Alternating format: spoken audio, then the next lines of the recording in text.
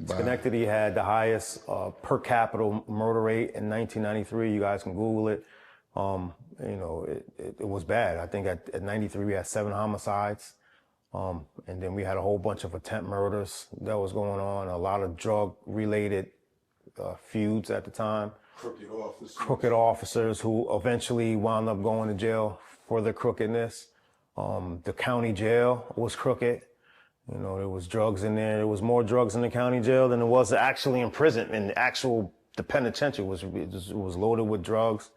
It was an environment that was conducive to incarceration at the time. You know, everybody had all the ingredients. Now, when you get in there, it's virtually impossible to get out of prison. Although I was responsible for people getting time cuts, I was never responsible for anybody's indictment getting dismissed, you know, so that happens very oftenly in there. Usually when you're in there, you're spending years in there trying to get out, or there's a lawyer that's spending years trying to get you out of jail. I just didn't have the money to pay for a lawyer at the time in the beginning of my bid. So I decided, you know what, I'm gonna DIY it.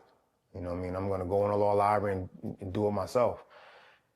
I didn't have enough money to pay another prisoner to do it. And when I did have money to pay another person in the law library, they wouldn't accept it. They were like, nah, you are just as smart as me. You can benefit if you sit down here and learn it yourself. So, you know, I got a lot of tough love from the people in there, but it was love though.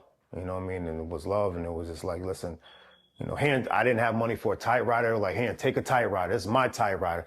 Take a typewriter. I need you to draw the keyboard of the typewriter and put that drawing next to the typewriter and look at this piece of paper and look at that board when you don't know where a key is at. Do not look at every time you look at the keyboard, that's 100 push-ups type of situation. So, you know, it worked, you know, so.